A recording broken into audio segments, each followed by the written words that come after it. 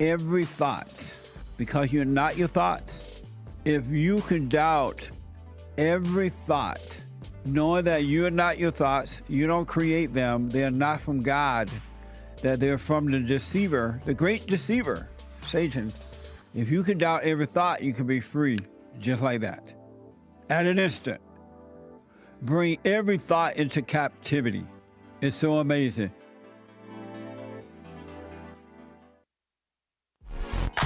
So, here's what I recommend. I invite you to download my silent prayer, and I want you to start doing it. You just download it, get the points of how to do it, and then after a while, you just do it on your own. It's going to point you in the right direction that your life will be returned to you from God. He will give you your life back, because anyone and all people who has anger, they're not themselves. You are the person that you are angry at. That's why it's so important to get to know yourself so that you can see who you're angry at. And if you're doing the hooping and hollering prayers and things like that, some people get up, oh, praise the Lord, hoop and holler, bless my mama, bless my daddy. Continue to do it. Do both. You will see if you want to stay with the hooping and hollering, or do you want to be still and know God. So my gift to you, no charge, at rebuildingtheman.com/church.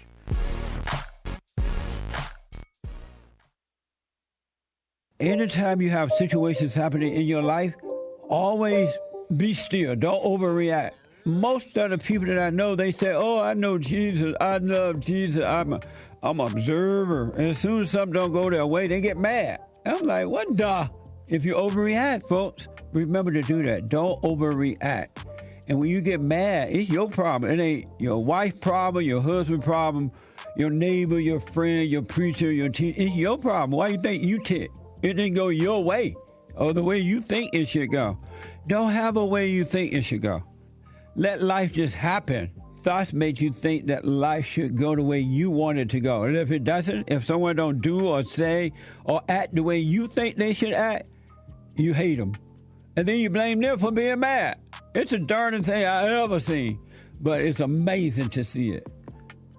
So relax. We have a counseling service, and I have to admit, thanks to God, it is the best counseling service on this side of heaven.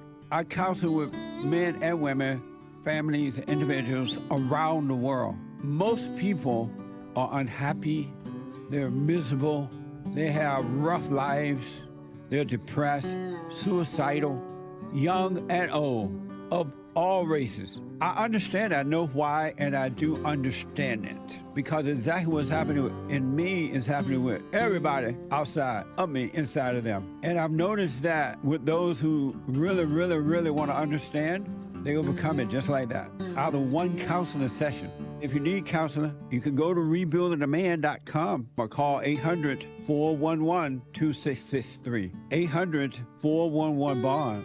Best counseling service on this side of heaven.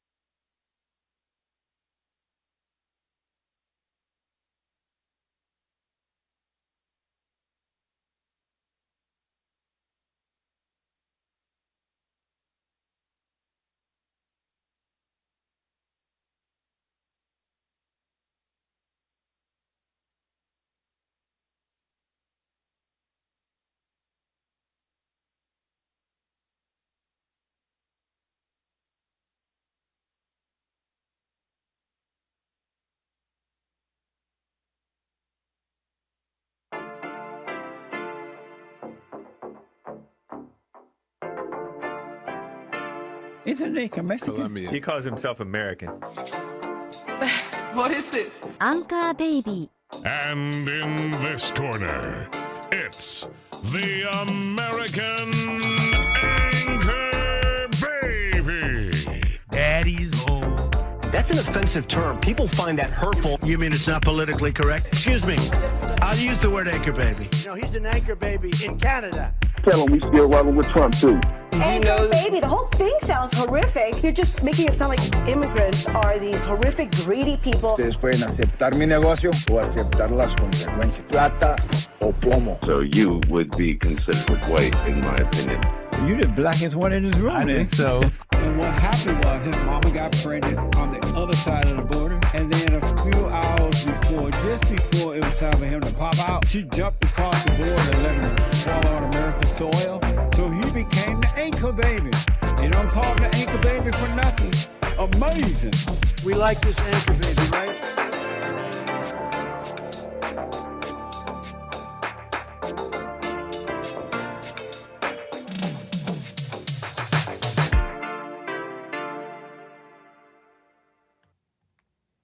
Hello, I'm the American Anchor Baby, and this is my show.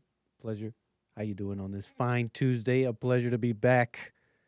I got a bit of a show for you, okay? So, appreciate you tuning in, all my people here. We're going to get to all of you on this fine Tuesday, okay? So, what's up, my people here on rumble.com/American Anchor Baby. That's rumble.com/American Anchor Baby. Punchy.tv/Anchor Baby. And, of course, my people here on YouTube. A pleasure. How you doing on this fine Tuesday? I got to do something really fast. Hold on. I got to do something really fast. Nice. How you doing, everybody? I see you all rolling in. My people here on YouTube. Okay, on this fine Tuesday, you got to like the video on your way in. We're going to get to you. But I see some of you calling in. I appreciate that. We're going to get to everybody. If you got something on your mind, something you want to speak about, a question on your that you want to ask, you can call. That's 888-775-3773. Amazing. What's up, Chris? How you doing, Cloud? Everybody, okay? You're all here. So you know the number. You could call in. One more thing, please. Click the like button. Don't be rude. Okay, it's just like, you know, it's like an everyday thing. I mean, you wash your face, you get up, just, where's your decorum? You come in, you're going to pretend. You're going to just pretend. Now you're going to pretend, oh, I'm going to withhold my like button here. Calm down. No, but I appreciate you being here. We'll get to my callers. We'll get to everybody. All that, okay. Opening up my stuff here. A number of things to get into here. But man, I was a little disturbed, or, and I shouldn't be, you know, that's my own problem. I shouldn't be disturbed, but I had just come across some footage, you know, I had that, like I told you yesterday, some of you guys are talking about it still. I did not watch any of that Super Bowl, the All-American halftime show with TPUSA. I didn't see any of it. Okay, I didn't watch any of it. So, whatever, right? It's like everybody knows that it was like, oh, we're going to speak Spanish now. Big F you. And they're going to go over there on that side and be like, we're cool over here. F those guys. And true things, I'm sure, can be said both ways. But yeah, the total haters over there who just want to speak Spanish. I was saying like, oh man, I didn't watch any of it, but why do I know that it sucked? TPUSA and all that. Kid Rock, I don't even know him. He's old or whatever. I didn't say any of that. I didn't say he was old or anything, but I did think the show, I had assumed a couple of things. I know they were saying a bunch of stuff too about Kid Rock, like, oh, you want to talk about degenerate Bad Bunny? What about Kid Rock?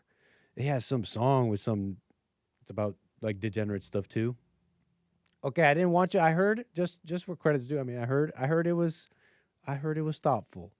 Okay, I heard it's like he started off with the songs that where he was Kid Rock, all degenerate, and then he transitions into songs with where he's talking about Jesus. Okay, so I heard it was thoughtful.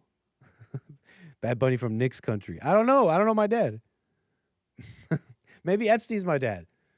His long lost son. We talked about that. Should I throw in my DNA in the ring? What do you guys think? Epstein'sLostHeirs.com. But yeah, so I heard it was thoughtful, very nice. And so I'm scrolling through the comments because I'm like, everybody, like people were calling me yesterday, like, no, Nick, you don't understand. It's the research is in the TPUSA halftime just blew the Super Bowl out of the water. And I may be if your callers are listening, maybe I'm misconstruing your words or I'm misremembering them. I'm pretty sure you guys were calling me trying to tell me like the halftime TPUSA halftime blew it out of the water or something like that. I'm like, I find that hard to believe, right? You got like a national event on TV with global reach, with a global artist, globalism artist, global homo artist. Versus what? It's just comparatively as a media product, a digitally distributed niche. Well, not niche, but niche in terms of the world globally, right? MAGA, white. I mean, that's a minority in the world. Hello, everybody listening. Anyways, I'm scrolling through the comments because the video has like 21 million views. I want to get to my calls too. I'm going to show some love to the calls here on the outset really quick. But I'm scrolling through the comments and I'm like, let me see what the comments are saying. Let me see what are they getting into. And I like comments. It's like 21 million views. Rumors of botted views, but I mean the views look legit to me. And I'm scrolling through and someone in the comments writes, my collar's blue, but my neck is red ass song. And then puts like a little timestamp. Okay.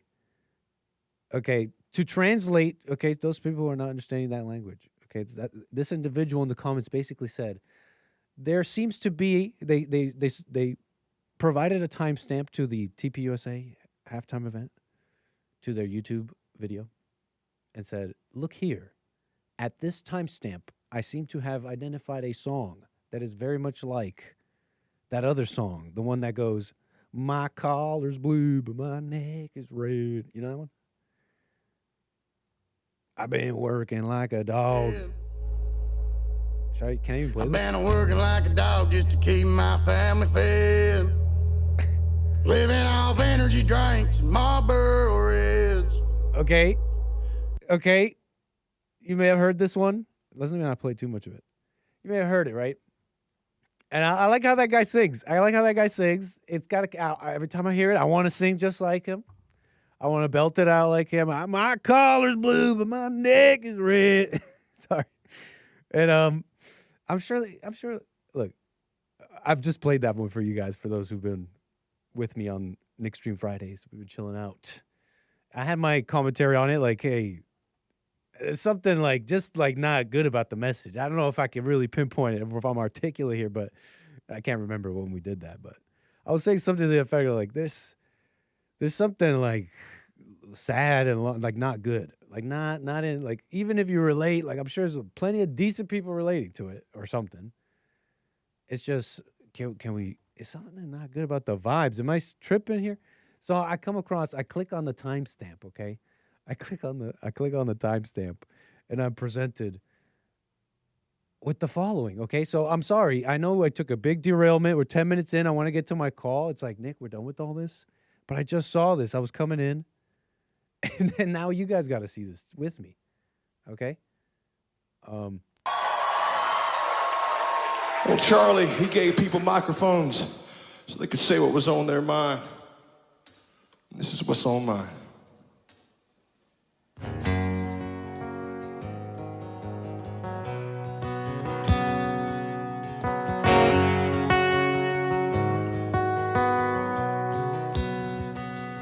I just want to catch my fish, drive my truck, drink my beer, and not wake up to all this stuff I don't want to hear.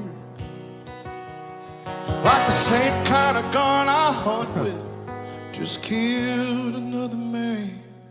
The only thing mine ever shot was a deer from my deer stand. I just want to cut my grass, feed my dogs, wear my boots, not turn the TV on, sit and watch the evening news. And then, okay, I don't think I could play too much more. Maybe I shouldn't. Nick's indigenous malice won't let him like it. I'm not even thinking racial. I'm thinking like, what's the vibe? What do we? What are we just gonna like? I'm not even thinking we, to be honest with you. I'm just like, okay, nice song. I don't have to like, you don't have to do things my way, but what's the message here? It's just leave me alone. I'm so sad. There's nothing I could do. So let me sing a song about how there's nothing I could do. I mean, you guys want to call? I mean, want to say like I don't know, being negative, my indigenous malice. So I think that's pretty negative. Is that just me? Am I tripping? I thought that was negative. Oh, just leave me alone. I just want to wear my boots. But I guess a whole bunch of people feel like that. Not a bad thing, I guess, but I just can't, like, it's just me thing. I don't even say we.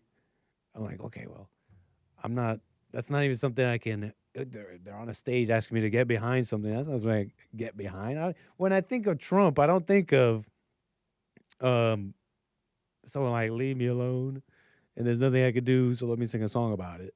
I don't think of Trump like that, personally. What do you think? So, I don't know. That's not a good response.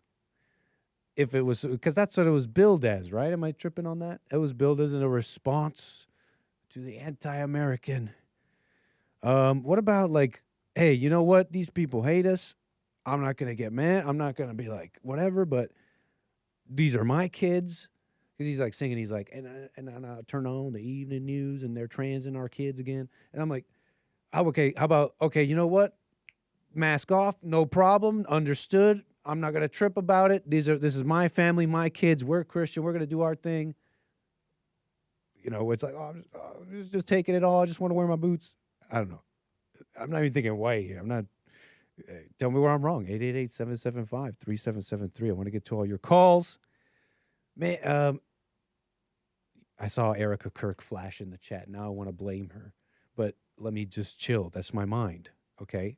Erica Kirk may have, hey, she's maybe has all sorts of terrible influences there, but let me calm down. How you doing, Ivana? What's up, cuz? I grieve different to her. Okay. Amazing. So we're chilling out here. Look, Super Bowl is just a little thing. I want to get to my calls. And plenty of stuff here in my packet. Okay.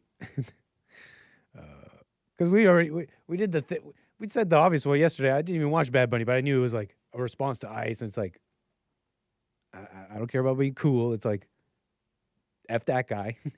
you know, like, we're not F anybody. That's not our thing here at Bond. But like, like, I know what you're doing, but whatever.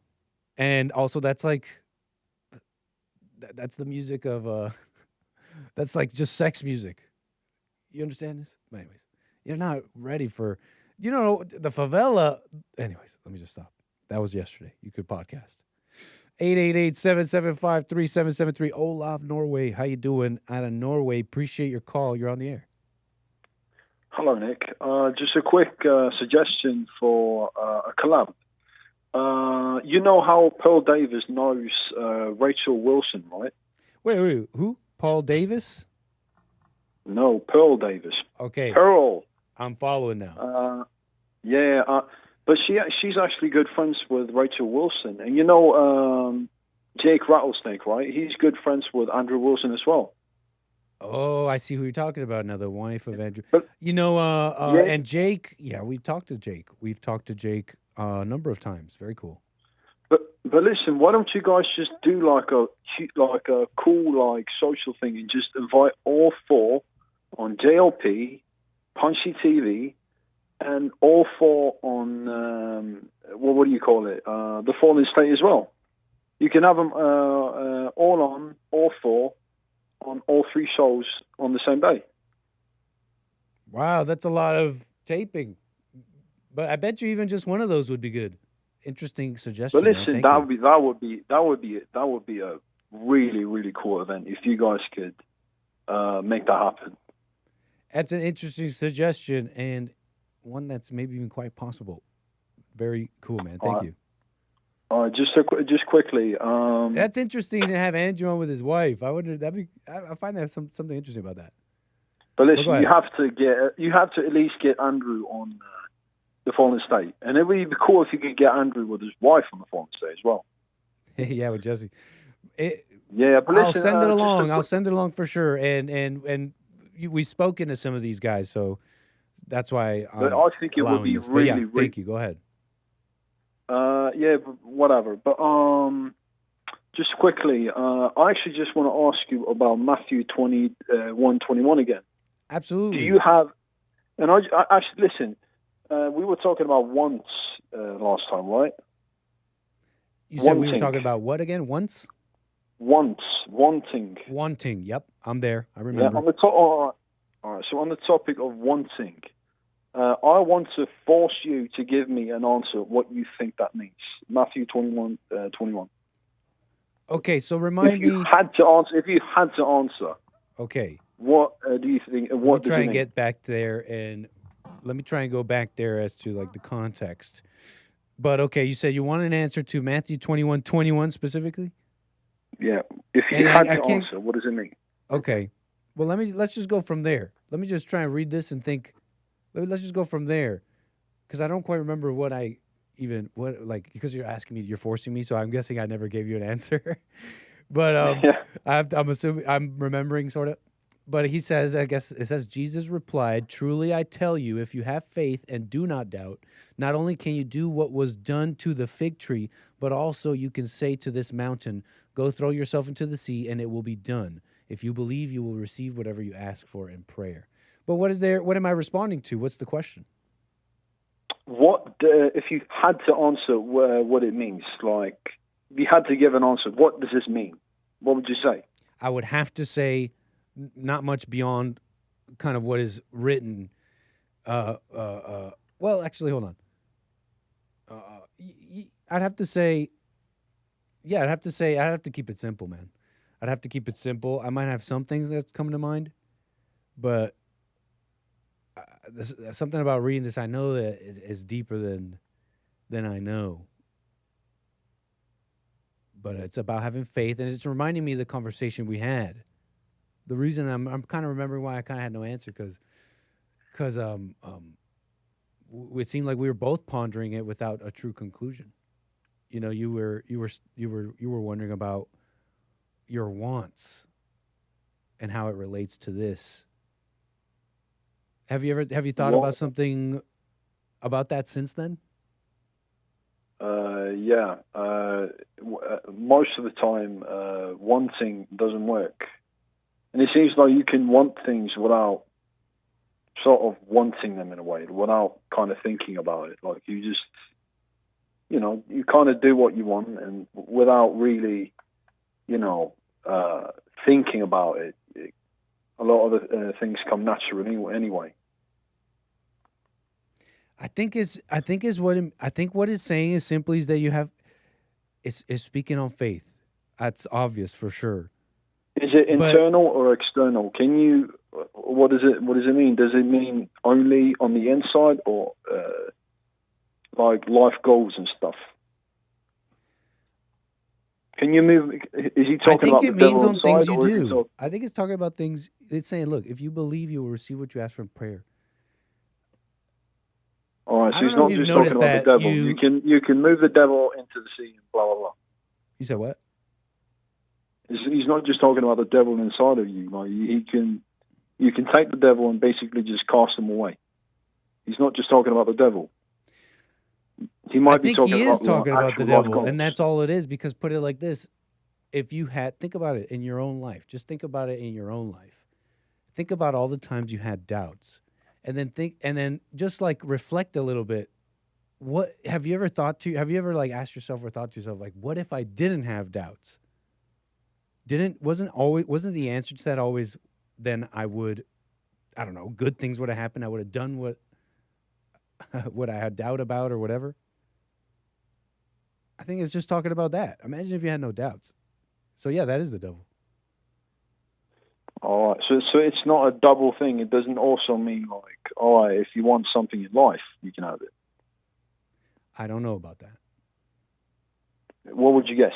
Yes or no? Would you say I wouldn't want to guess on that. Both, or would I wouldn't want to guess on that. What if you had to give an answer? would you say is it internal, external, or both? If you had to say pick one of those three, which one would you think is most likely? I wouldn't want to guess on that.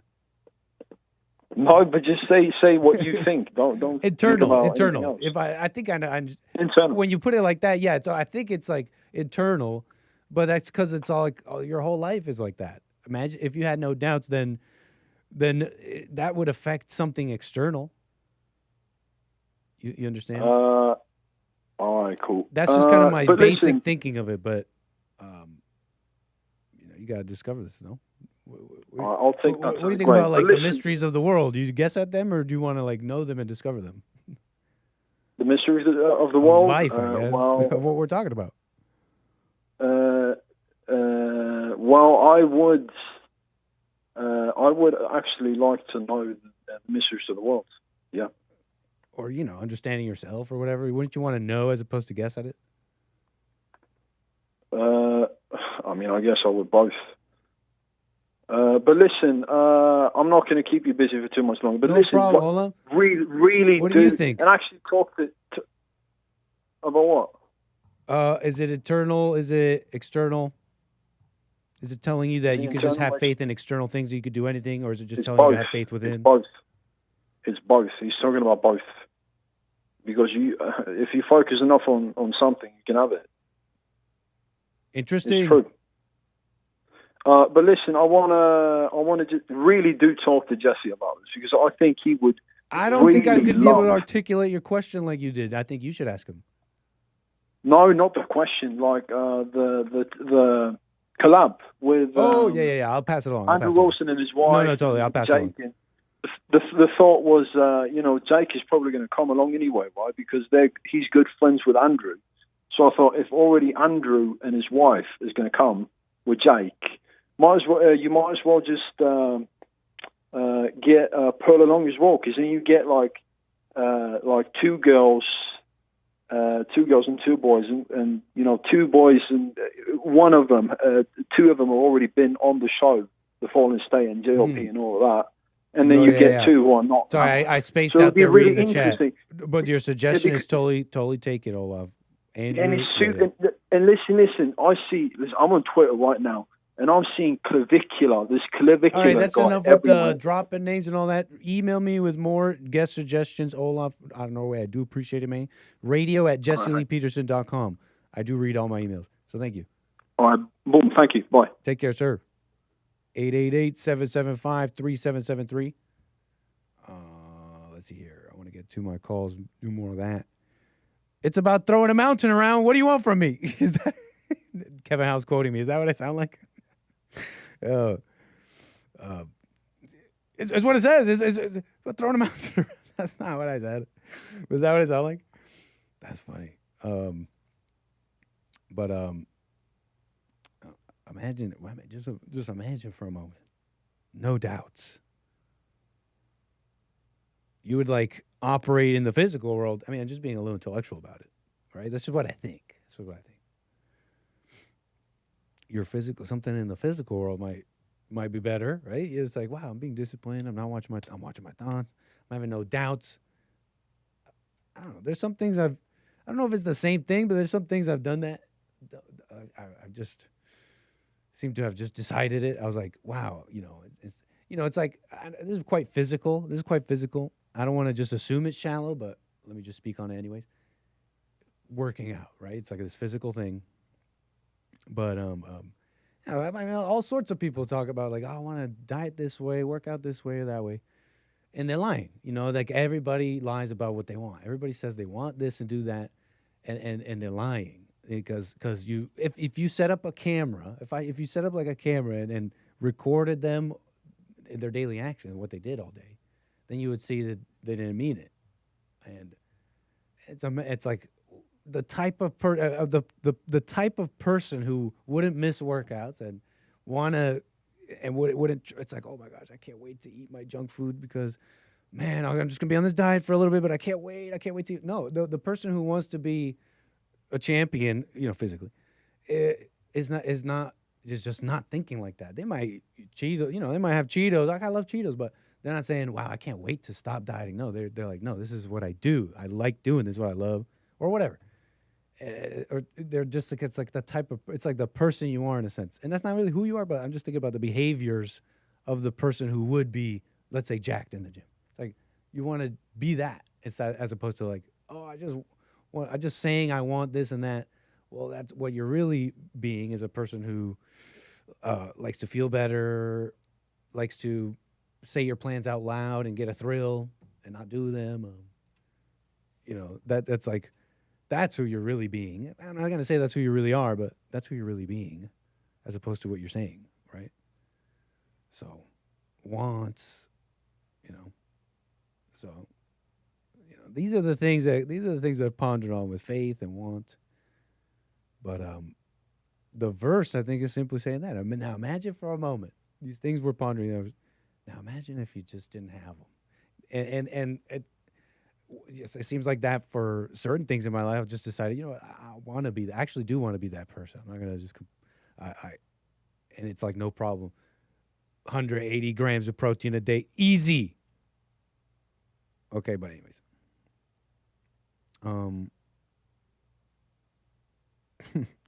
what the heck you all talking about? 888-775-3773. I gave him slack. I gave him slack because he was saying names that we kind of knew, but then I'm like, all right, stop. Okay. I'm getting in trouble. No, but you can't do that. Like, it's like disrespect. American Anchor Baby. What makes someone conservative? Hake seems to think it basically means don't vote for Obama. That's a pretty good starting point, don't you think? That'd be a really good heuristic. Because what was Obama for? But he deported more people. Look, everybody knows that, even in my ignorance, that he's like, Trayvon Martin was like my son. I'm like, POC, don't call me. I'm not with them. First black guy, like, come on. Conservative? That's a pretty good heuristic, don't you think? Am I tripping? Come on. Amazing. How you doing, Tebriga? All right, y'all. Let's see. Rumble.com/American Anchor Baby. Did I shout you guys out? How you doing, Jules? Brandon? Obama. If you ask me, you cannot be conservative if you are not Christian. How you like them? How's that grab you? Put that in your pipe and smoke. There's a few of those I like. How's that grab you? Put that in your pipe and smoke it. But don't, What else? Let's get a running list. Let's get a running short list on these. I don't know. Someone else titled the list. Meanwhile, I'll move on to the next topic in the calls. Let's get a running short list, okay? How's that grab you? Put it in your pipe and smoke it. All right, chat, help me out. All right. We got Art out of Ohio. Let's do some more calls here, and we'll get back to the stuff here. Okay, Art, Ohio. How you doing, sir? You're on the air. I'm all right. How you doing, Nick? All is well. Thank you. Hey, you noticed that little song you was playing, that country western song you was playing? What'd you think? Sorry about that. I muted my TV. So you notice how kind of falling back on something I was just saying yesterday. Well, now he said in his song, I'm just trying to drink my beer, feed my dog. I don't want to turn on the news. Yep. Just simple stuff. That's all football was basically for, man. We're gonna watch NFL, NBA, and drink some beer. And I'm saying this from back in the 90s. That, you know what I mean? I'm saying, not me. I don't really drink no beer. I ain't really no beer guy. I'm a straight to the point type of guy. Give me my shots and I'm gonna get out the way. Bam. So now I just wanted to I'm the same. Go ahead. yeah. I just wanted to point that out. How, like I was saying that yesterday, and he really wasn't even. It probably wasn't even referring to what I was even talking. That's just something he wrote this for that song because that's just the type of guy he is, and he looked like he's about our age or about my age or whatnot. But yeah, that's that point or whatnot. Also, with that last caller.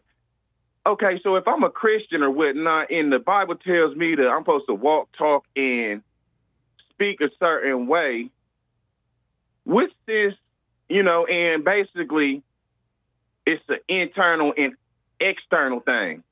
So what you take in is what you put out. You see what I'm saying? Okay. Okay. Which is the good message. Why would I go and listen to somebody that's preaching and following a false message?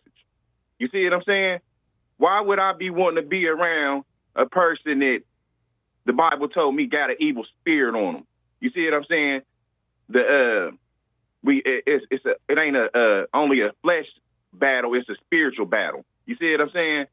If your flesh and what you put in your flesh ain't strong, you will be overtaken by the spiritual entity, and that's how you fall in these other religions. That's how you get that them spiritual entities to enter your them evil spirits to enter your body or whatnot, because you ain't what you taking in out the Bible internally. You ain't basically prayed up. You see what I'm saying? And I'm just listening with the last caller or whatnot. I ain't gonna be too long on this. No, it's okay. I just feel like Christianity or whatnot, which ain't really a religion or whatnot, because the actual Christianity ain't mentioned in the Bible. You see what I'm saying? As a religion.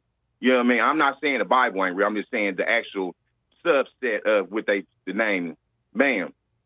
So I just be hearing a lot of these like Christians. I promise it. My brother, I went and seen him out of town or whatnot for the holidays and stuff.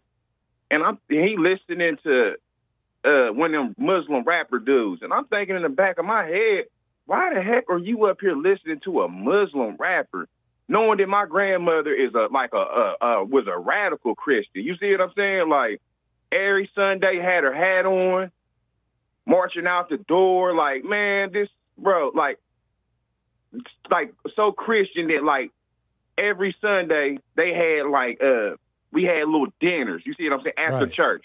I remember going to the church and actually with my grandmother eating dinner at the church. You see what I'm saying? With the congregation and stuff. Plenty of times. But I'm just saying, like, it just kills me, like, how your ancestors was full-blown Christians or whatnot. Then you turn around and you falling behind people that are enemies of the Christians / the Muslims or whatnot. So why would I be wanting to be integrating with Muslims or whatnot?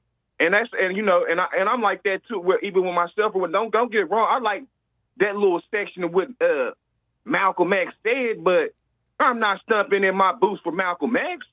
You see what I'm saying? And what section are you in? I said I'm not stomping in my boots for Malcolm X. I'm saying I agree with what he was saying about the liberals. You see what I'm saying? Oh yeah, I remember that. But I ain't about to be like, hey man, I gotta go. How Malcolm X get like that? He was so right. I agree with everything he's saying. I'm gonna go ahead and change my religion and be a Muslim. What are you talking about, bro? You see what I'm saying? Mm-hmm. And okay, so that's just that or whatnot. Cause yeah, man, I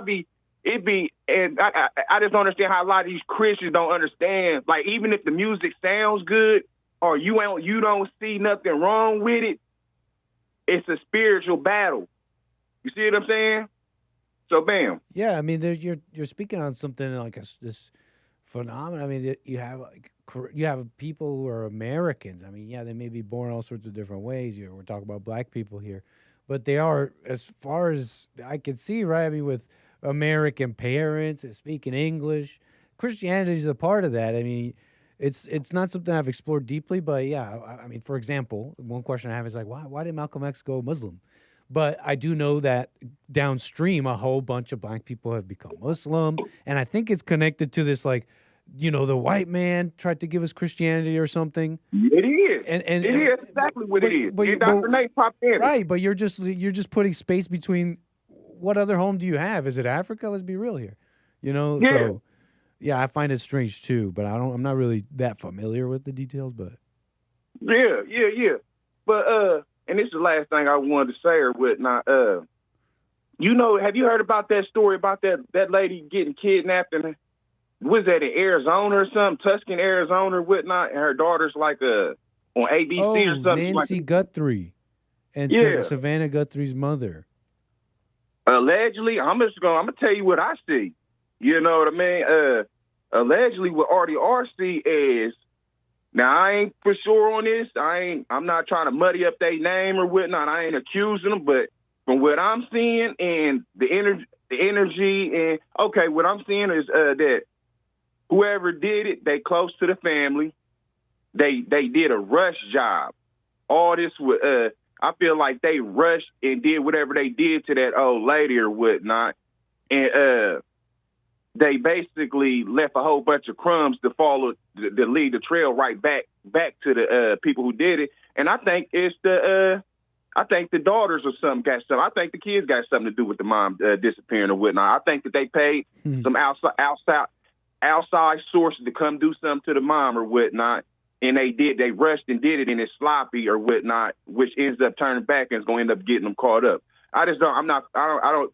Their interviews seem very liberal, very written down on paper, and something that ain't natural. It seemed like it's an act or something. I'm seeing them reading from paper, and I'm like, why do you need paper to talk about how you feel about your mom and you want her back home? You don't need to. You ain't got to write that. That comes naturally. You see what I'm saying? It just seems too scripted. You see what I'm saying? Second thing is, something I heard one of these FBI agents saying, it don't make no sense. If you kidnap somebody, you want to keep a kidnapping hush-hush. Wouldn't the kidnapper, that when you kidnap them, they want you to come out and tell everybody, like, hey, my mom was kidnapped, look out.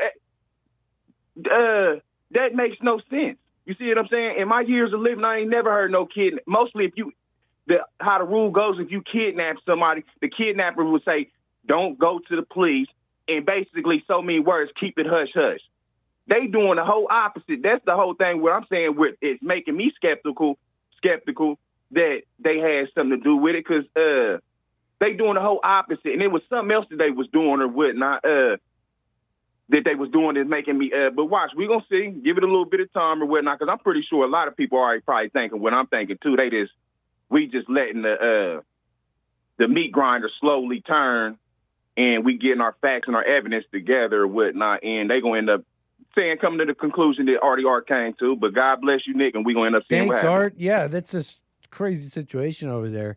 They're like asking ransom and all that, but call me again, Art. Nick, I appreciate it. Go ahead. Nick, and all that's allegedly. I ain't saying I'm for sure. I'm just saying what I'm seeing. No, yeah, that was clear. That was your your opinion, your speculation on what it could be and who could be involved. And but I appreciate it, Art. Thanks for your call. Call me again. Got you. Yep. 888-775-3773. Yeah, I don't know what's gonna happen with that. They're saying that woman needs like medication and like daily medication or medical help or something like that, or medical attention to live or something. It's something I heard. Okay, let me not be. This is CNN. No, this is not something I heard. Reading this now. They say it's updates. FBI shares a video of armed person at front door in case's biggest break so far. I mean, some armchair quarterback first thoughts coming to mind. I mean, is that a big break? Is that a definite? What do you define as a big break? I mean, I'm sure you guys had that video. I don't know what I'm talking about here. I'm not law enforcement, but I'm just thinking, like, in a striking development, big break. I'm sure it sounds like you guys had this footage, and now you're releasing it because you need help. And I hope the public is able to maybe make sense of this. Oh, that's this guy. But I'm gathering this was pretty recent. The FBI has just released an actual video, and we're looking at it now. Ed and Jake, are you able to see what he's doing? Yeah, we can hear you. We can hear you. So FBI Director Kash Patel just 2 minutes ago released new images. One of them is just another, two of them are still images of this assailant walking up to Nancy Guthrie's front door. But then the videos, one of which has him holding his glove over the Nest camera and then walking backward and and getting a tool or a rock. No, it's not a tool. What is he getting? It looks like he goes back. He goes back out from the porch and grabs some shrubbery off the ground or grass he's grabbing or something. Shrubbery. Okay. And it looks like he was trying to cover the. Oh, he's trying to block the Nest camera. Okay, so it looks I like see. He's trying to. And that's the second image, the second video, I should say, of him taking this shrubbery, these plants from the yard and trying to block the camera. And so at some point he gives up on that and then just decides to take the camera altogether. But while he was doing that, the camera was indeed recording, And because of the work the FBI and the Pima County Sheriff working with the private sector, working presumably with the folks behind these Nest cameras, they were able to get this video. And we're almost 10 days. What a mess, huh? That's pretty freaky. But that's what they're releasing. That's what they're saying. New plea minutes after the images. There were some deadlines, too, if you remember. Those already passed. Purported deadline passes. Authorities believe Guthrie, 84, was taken against her will February 1st. Her possible abductors demanded $6 million by 5 p.m. yesterday. Okay, so. Hope that all turns out well. That's terrible. Crazy. 888-775-3773. You know, let me move on here because where were we? Like, I was just taking some calls. I had started off, showing you that video, and it was like the country song there, and I thought it was a little, what's the word? Just maybe a little too much on the pathetic side, but that's where we were. We were at this stadium. That's where we were. We were at the Gillette Stadium, where there is a command center inside the Patriots Stadium, the Gillette Stadium. Do you know this? Have you heard about this? Gillette Stadium in Foxborough, Massachusetts, home of the Patriots. Wait, hold on. Right? And they have a command center. Okay, imagine this. Tracking hate speech. Okay, hold on. Tracking hate speech online, okay, with a particular bend, okay. They're tracking antisemitism and let's just like critical hate speech and all that about Jewish people. And this is a command center in the Gillette Stadium over there at where the home of the Patriots. You know, they had the Super Bowl there. You know, they got the hot dog stands, I'm sure, or something. You know, Hebrew Nationals.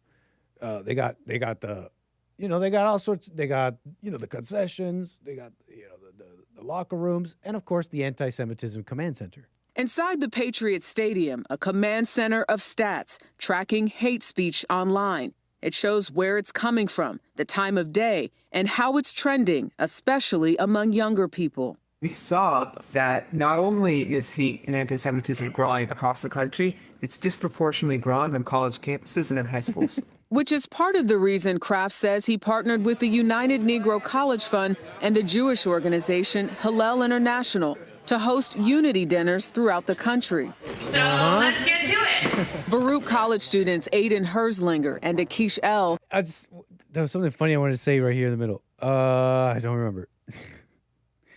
But anyways, anti-Semitism, where was I? Okay, football. Is that so American? I forget what I was going to say, but something about like American values. Is this non-American values? Are among the more than 450 students. And they're trying to ally with the blacks here. I mean, I heard they were always allies. Was there a rift I was unfamiliar with? Who've attended at least one of the dinners. Trying to revive the Jewish-Black alliance? What do you talk about at these dinners? The dinners are about finding commonalities between the black community and the Jewish community. So we really talk about anything and everything. It's not just about politics and opinions, it's about treating each other as humans. We mainly talked about our families, why we have communities, and how our communities are similar more than different. Why Jewish students with black students? Because historically we had that connection. It's a connection that's gotten a lot done, and I think we can continue to get a lot done if we come together. And when you heard gotten a lot done, but I mean, like, what? You're talking about what? Just like an ism? Like, we're oppressed. That's your big unifying thing?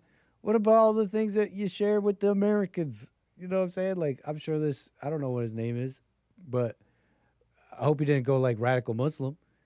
These guys look like they grew up in America. I don't know them, right? So like, that's your identity. What is that? That doesn't sound very American. But there was something interesting about this. I'm not making this up though. Blue Square Alliance Against Hate. It's an organization founded by New England Patriots owner Robert Kraft. Okay. And it evolved from his earlier foundation to combat anti-Semitism. This organization does have this command center at this Gillette Stadium. Gillette? It's a real facility. And it is, as reported, it analyzes trends in anti-Semitic language, incidents, campus climates, and related discussions. The focus is primarily on anti-Semitism, but the organization publicly frames its mission as combating hate in all forms. So I'm not making that up. They're doing this thing here. They seem to be what? A lot. You saw this CBS thing here. Like, hey, we're doing these dinners, Jews and blacks. We've done all this work together, guys. Come on. So you saw that, and I was thinking a little bit about these claims about CBS, essentially. But to summarize, I mean, it's just. Let me put it like this.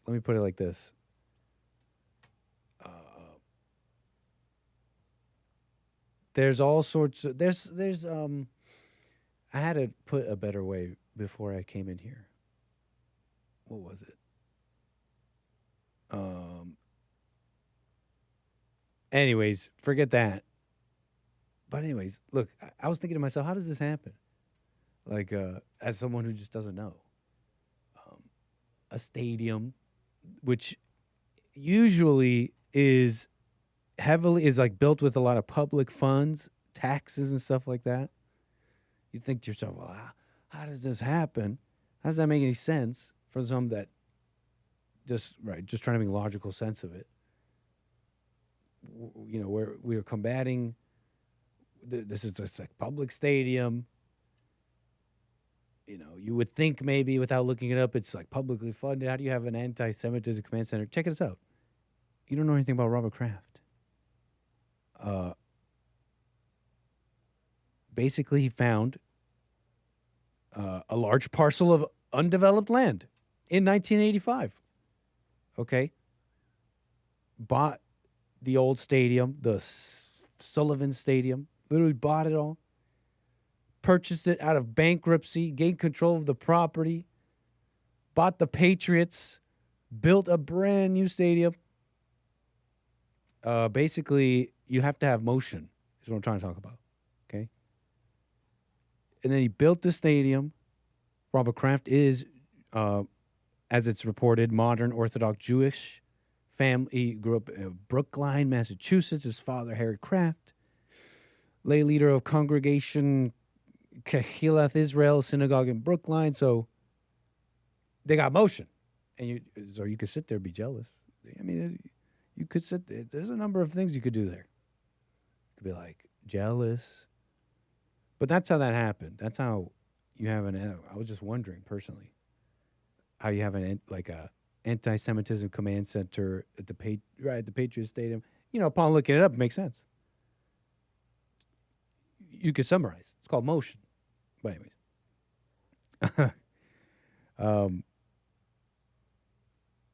he owns it, so you know it's private. I see you calls. I want to get to you 888-775-3773. I see your super chats and all that, but you know, I'm almost done with this because I was playing this too. Because where was it? Would I put it? Oh no. They say something interesting at the end there, at this little CBS report. Patriot Stadium. About the KKK, I think. Hold on. Connection that's gotten a lot done, and I think we can continue to get a lot done if we come together. And when you heard those students talk about the history of blacks and Jews working together, consider this.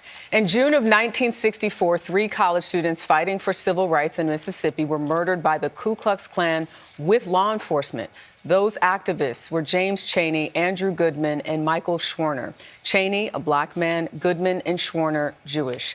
Right now, we know those bonds have been challenged by a war in which more than 1,200 people have been killed in Israel and over 70,000 in Gaza. But you guys, overwhelmingly, his message he's saying is we shouldn't tolerate it for anyone. You know, whether you're Jewish, whether you're black, whether you're Latino, whether you're Asian, it shouldn't matter. People should be standing up to ignorance and hate. Right. I'm remembering the one other point I had. Okay, so I was just watching this, right? And there's this, right? You're seeing this like, okay, hey, we're having these dinners because, like, you know, blacks and Jews, like, we're cool. Okay, we're doing anti-Semitism at the Robert Kraft Stadium thing. We're doing all this stuff. And let me tell you, I'm this black woman anchor here. Let me tell you why, though, you know, because she says something about this war in Israel over there being a challenge, making it hard to support, you know, this alliance. You know, we black people, we know about oppression. And how can it's making it hard. It's just ridiculous. But, you know, she's saying that. And then says, well, let me this is why hate in all forms is terrible. Hate in all forms is terrible, right? But what is this then? These two guys sitting together to have these dinners. What do you think that is? That's the civil rights movement. That's hate against, that's like the assumption of racism. You know this, but like that's what that is. It's like this assumption of racism. So there's this like root. I don't want to. This is why I'm being careful. I like to report on true things, but you know what's also true is this thing I heard that people are saying, but you know I don't know if it's true, but they're saying Barry Weiss, the lady who's like the editor-in-chief of CBS, and Robert Kraft. Like there's these people who are feeling like pro-conservative, pro-Trump lately. There's a I don't want to call it allegations. It's just people. Some people think that CBS has been more conservative friendly lately. Some point to the recent acquisition by Paramount Skydance, which required government oversight, meaning they had to be cool with the government to allow it to happen. So it's like, hey, if Trump's in right now, I guess we got to be cool with conservatives, or else we're not going to get what we want. Whatever. That's what they say. And if that's true, and it's supposed to be some olive branch to conservatives, or you know, no hate in all forms, they're holding on to the anti-white stuff. But anyways, that's what I remembered. We can move on. 888-775-3773. We got Mark out of Los Angeles. I appreciate your call. You're on the air. Yeah, Nick, how are you? All is well, Mark. Go ahead. Yeah, I just wanted to report something I haven't heard you or Hake talk about, although I didn't hear Hake today. He may have mentioned it. Okay. There was a black woman judge in Louisville, Kentucky, who had a black rapist in front of her. Where was this? Louisville, Kentucky. Okay. He raped, robbed, sodomized, and beat a victim. I don't know if she was white because they don't show the victim. She could. My guess is that she probably was, but the fact is that the jury recommended 65 years for this devil, and it showed what happened while he was in court. He was talking back to the judge. He was threatening the victim and their family and her children. He was the devil himself. And this black woman judge, who was an affirmative action hire, obviously inferior, cut the sentence in half because he was black. And she felt it was too strong of a sentence. I mean, these people are beyond demonic. Beyond demonic. When they have a guy who's guilty and actually should be executed for what he did, the jury gives him 65 years and she cuts it in half. Okay. Then there was a case of a white woman judge, and I don't know where, her last name was Ryan, and she was caught saying the ungodly N-word off, in her private conversation, and they dismissed her. But yet a black racist woman can allow for these demons to either go free or cut their sentence in half, and nothing's done about them. There was another case, a black judge. Chad's saying Hake covered it. Pardon me? Chad is saying that the Hake Report did in fact cover this. Oh, I'm sorry. I didn't hear Hake today. It's no problem. You did say that, but go ahead. I'm just saying what Chad And then there was another case of a black judge who heard the impact statement from white victims of a home invasion robbery. Again, I don't know where it was. The report didn't list where it happened. But in the impact statement, one of the parents said that their little white daughter was going to hate black people because of what happened. The judge heard that, and he gave the guy probation. He called the family racist, which isn't a crime, and gave his black brother probation. So they can't be trusted as judges, as politicians, as leaders in any form or fashion. We're stuck with them. I don't know how we're going to solve this problem. The white politicians are afraid to take these judges on and either make them pay the penalty for the suspects who are black that they're allowing to walk, or just fire them like they did Judge Ryan when she told the truth about the slime that she has to deal with on a daily basis. So if you're white and you say something off, even in a private conversation, they're coming after you. But if you're black and you're a judge and you allow black criminals, and this has been going on forever, this is not a new phenomenon. You're not going to be touched. You have black privilege. Black privilege will not allow these judges to be touched. The black majority support these demons, and black jurors support them too. We're stuck. Abe Lincoln, one of the greatest presidents, although I didn't think he should have freed the slaves, even though he did free the slaves, in a debate that he had with Stephen Douglas in 1860 in Illinois, he said although he didn't believe in slavery, he didn't believe blacks were qualified to serve as jurors or judges. And are those words ever coming back to haunt us all?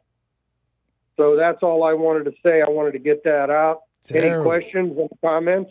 On that, no. I mean, I have to check it out myself. I might have to even play this for you guys, but I'm hearing you out now, and I feel like I've seen that plenty of times before, and it's just like this. It's this tribal. It's this mentality that the system has oppressed, and all this. Because of all that, you can upend reality. You could say, "Hey, a criminal is not a criminal. A killer is not a killer," and many times it's like along racial lines. So I think the solution has to be like a real, just a return to reality. Enough people just saying, well, this person clearly needs to be their license or whatever has to be removed and revoked, and anyone like that can never be a judge, right? And make that clear.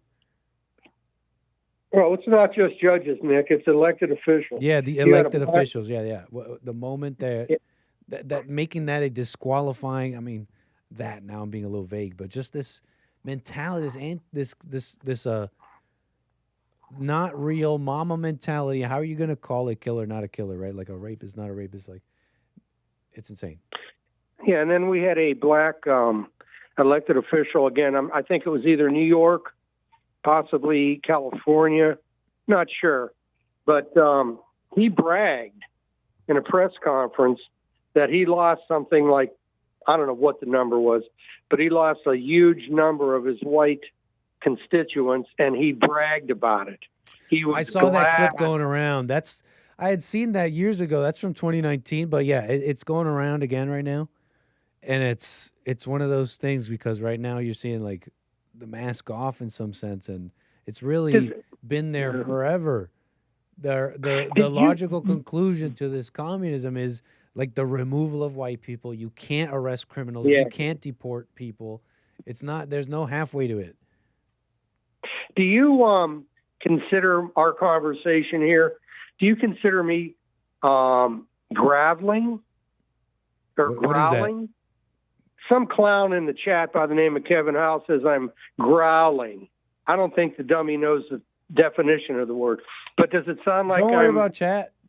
No, you got to get to get some growling voice. You got to be like, my cow. You know, you got to get the growl. That's a growl. That's a growl in the voice. You're like, I know. You got to get some growl there. Like, him and a few other song that growls. Right, him and a few other bozos in the chat. My collar's blue, my neck. Yeah, they want to criticize me, but they can't argue with me. Don't worry about that, Mark. If you do that, then it's just as dumb, don't you think? Because it's like you're talking to me. Like here's your open forum to speak on what you want to speak on, but you're going to waste your time going back and forth with Kevin Howe. I'm throwing you under the bus. I know, but no, I'm joking. We like Kevin Howe, but he's the one that gravels. I dare him to call me. Let him call me on your show, and we'll see who's the growler. That's silly. No. Go back to what you want to get to your question, comment, or whatever. And let's do that. We're basically, Nick. The white man basically is under a second Reconstruction. The first Reconstruction, where blacks were granted power that they didn't deserve and were not qualified for. It took the KKK to get us out of that mess. I don't know how we're going to get out of this mess too. We're under a second Reconstruction. Is it true? No doubt about it. Is it true that communists infiltrated the KKK? Oh, probably. They had so many informants in that group in the 60s that when they went to meetings, they didn't know who to trust, and that's exactly what the FBI wanted. What would be the motivation for that? To destroy the group. They don't want any form of white unity in any form because they know it'll expose the Black Plague that is covering America right now. And they're afraid it'll hurt race relations. I'm talking about white liberal cowards who are in our government. And those are the real enemies. Our enemies aren't in Russia. We do have enemies in China, and they're the ones pushing this get whitey thing. You showed Gene Wu. The mask is off. That's the face of communism in America. Wu.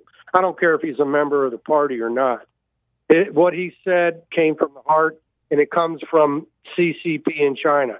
They want the white man destroyed. They supported Black Lives Matter, the government of Red China. They are our enemies. And Lincoln Rockwell advocated the annihilation of Red China, and I agree with it. They are truly our enemies. The black man's too stupid you said annihilation? Yeah, I would annihilate China. I would drop the H-bomb. The atomic bomb, I would drop whatever. Is there any other nation you would annihilate? Would you annihilate? No, China. Or is it just China? No. Once we eliminate China, the other countries are too scared or too stupid. It's a strategic annihilation, but you would annihilate the other ones too. What I want to know is it an equal? Do you equally want to annihilate any enemy? And it's just merely strategic, like you annihilate China, everybody else will follow in line, but they'll be annihilated too? Or is it like, no, those Chinese got to be annihilated? No, they're the main core of satanic beliefs. Like I said yesterday, Red Chinese communism is the most evil philosophy in the history of the world. They want to slam white men in Germany as the most evil. They were just white patriots fighting for their existence. Okay, they were proud white men. And are those just Chinese patriots fighting for their existence? Sorry. No, I'm laughing because I'm ignorant. Tell me what you think. No, they're fighting. They're fighting to annihilate the white race and capitalism. Oh. They don't even deny it. Did Wu deny it? No, the mask is off. We know who these devils are. The question is, what can we do? You have to arm yourself, first off. You have to get well-armed and ready to go. I'm not advocating opinions violence. Are expressed by my callers are their own. Pardon? I'm sorry, go ahead. No, you have to arm yourself up and just get ready. I'm not advocating violence in any way, just self-preservation. You know, the way our grandfathers did it 100 years ago, when black men raped white women, they hung from trees. Today they get a walk, and everybody knows it. Anybody that denies what I just said is a liar. Okay, and you got plenty of those kind of clowns in the chat too that lie to make a point because they have nothing to back up their garbage. And the communists have indoctrinated our youth into hating the white youth into hating themselves, but it isn't going to work because they're the victims of minority crime. The white children are, and they're seeing what's happening around them. People in your generation are waking up. My generation saw this evil coming, but what could we do? I was alive when they signed the Voting Rights Act, the Voting Rights Act and the Immigration Act of 65. 1965 was a turning point. Those were two pieces of bad legislation that have weakened white political power over the last 60 years. The Voting Rights Act and the Immigration Act of 65. You could throw the Civil Rights Bill in there, too. That was another bad piece of legislation, quoting Ronald Reagan on that. Reagan called it a bad piece of legislation. Oh, yeah? Barry Goldwater, the Republican front runner for president that year, voted against the Civil Rights Bill. So people knew what it really was back then. A lot of us did, but what could we do? Charlie Kirk opposed the Civil Rights Bill, as did Lincoln Rockwell. Yesterday on Hake Show, I gave the comparisons and the analogies between Rockwell's assassination and Kirk's assassination. And one thing I forgot to mention to Hake, if he's listening, they both opposed the Civil Rights Bill. They both believed in the Great Replacement theory. They both realized that the Jews controlled our foreign policy, and they were both killed by leftist extremists. So, and you said they proposed civil rights? They opposed. Opposed. Okay, yeah. I agree. No, I'm talking about Goldwater and Reagan. People, dummies out like to say I'm living in the past. I'm not living in the past. You can only judge the future by what the past has done. What has already been done will determine what happens in the future. So I'm not living in the past. I'm living in the present. What is living in the past? Pardon me? What would be living in the past? Oh, hoping the Beatles make music again, or trying to go back to 1960. No, I don't need to live in the past. I'm living in the present, and I'm seeing past legislation coming back to haunt us. Is there room for that, though? For the possibility of living... Here's what I'm trying to say, because you said maybe hoping the Beatles come back is living in the past, but I'm just being realistic, essentially, is what I'm getting from you. Is there... I don't know. I mean, just put it like this. I mean, considering the reality of demographics in America, for example. I mean, is I don't know. I guess I don't really have a question for you. I'm just wondering, is that living in the past? Could you said, well, wanting the Beatles to come back, but is wanting a white America, is that possible? That's what I want. To be living in the past with that? It's not something that I would want America to remain majority white. I'm just all too familiar with the alternative, and I just don't see any other alternative besides that. But that being said, can that be in the list? Can you file that under living in the past? I mean, wanting a white America. Only the people who don't want that to happen will say you're living in the past.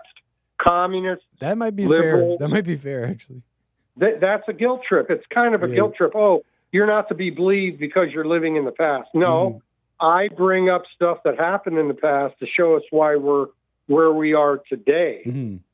Not living in the past, although I would say the year 1960 was a lot better than the year 2025.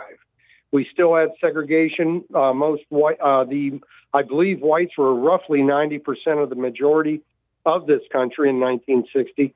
But by 1970, after the Civil Rights Bill, after the immigration deal and the Voting Rights Act, we were doomed. They sealed our fate.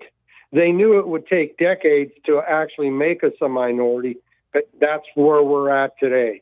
We may not officially be a minority, but as far back as the late 50s, black fatigue was already settling in. George Lincoln Rockwell told us about it back then. He was a warning. He was a warning to America about what is going to happen unless we change our ways. You know, I see a lot of stupid remarks, and I'm not going to bring them up. But these people that criticize me in the comments will never call, will never challenge me, and could never, ever call me a liar. They can criticize me and attack me and call me names, but one name they can't call me is a liar, unless they're lying themselves. Could they call you triggered? I'm not a traitor to my race. Who am I supposed to be? Could they call you triggered? Triggered?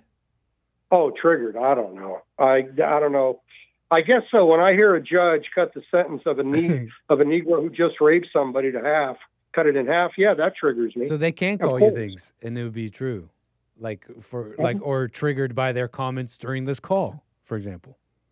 Well, I read the comments while we talk, and I just, I know you don't want me to bring names up, so I won't.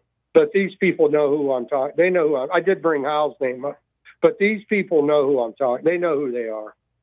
They're losers, man. Not one of them will call and talk to me because they're losers. They oppose the survival of the white race. Loser.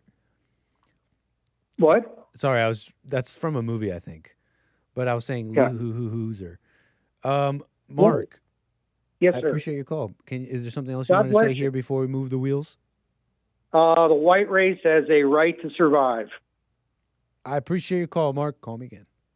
Thank you. 888-775-3773. Where's that from? You're a loser. A loser. A loser. Where's that from? You're saying Ace Ventura? Is that Ace Ventura? I think you're right.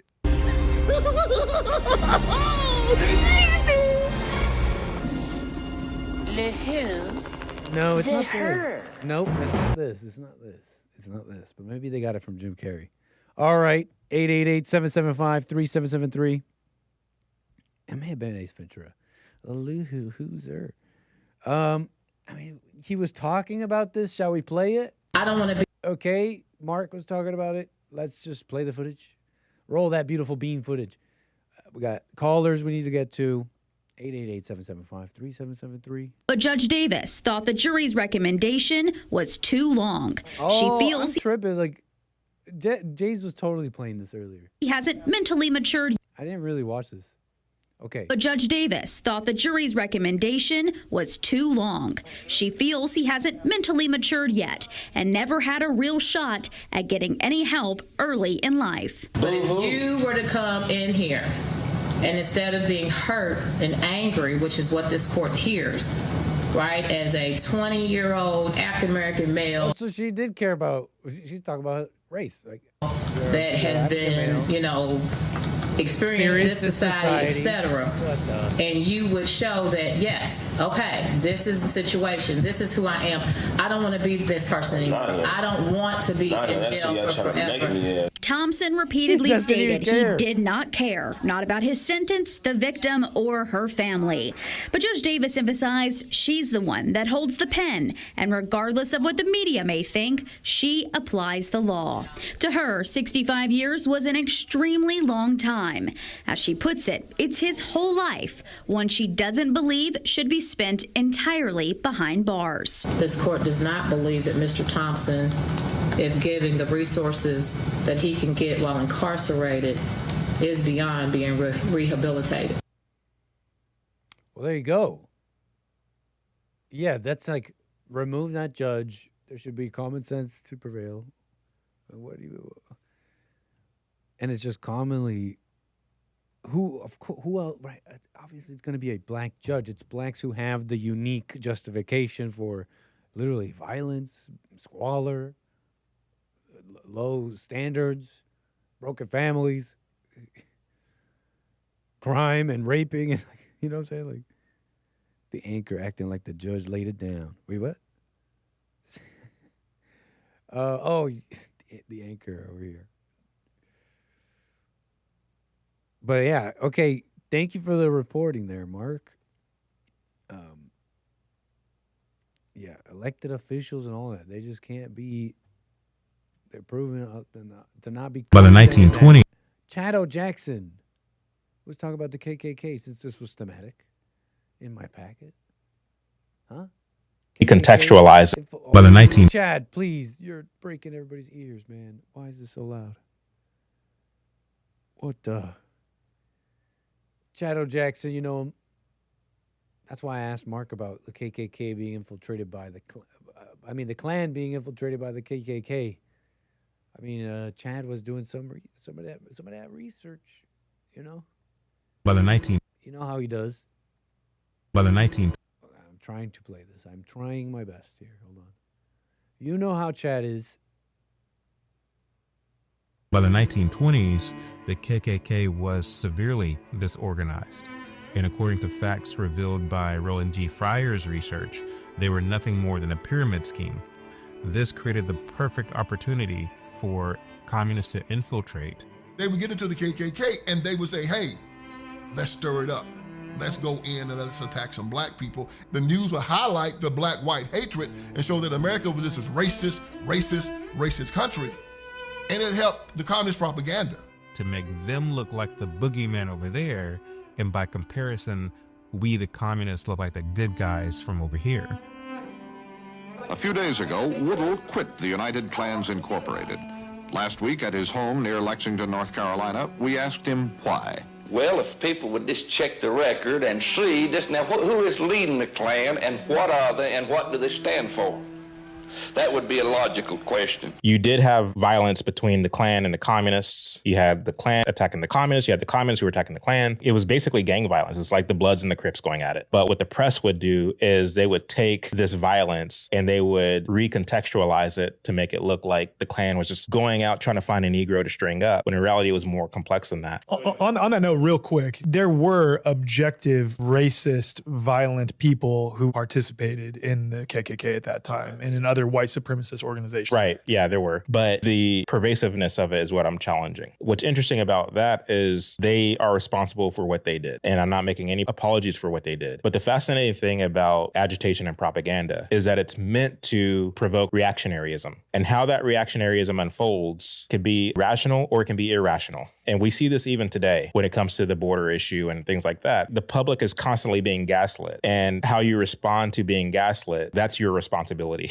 There's people who take a very prejudiced view of people who live south of the border because we have the issue of immigration. That's irrational thinking that can lead to irrational behavior. But the people who are doing the agitation and propaganda, that's precisely what they want. They want that irrational reactionaryism because they can then use that reactionaryism as a poster child to pass legislation, to get things done in Congress. And that was the purpose all along. And so the guy who is saying, I hate all niggers because of what he's seeing Chad constantly in the press, in the newspaper, whatever. Yes, it's wrong for him to have that view. There's no excuse for it. But at the same time, that's precisely the reaction that is desired by people who are fanning the flames with agitation and propaganda. Well, I'm over here nodding my head because you're 100% correct.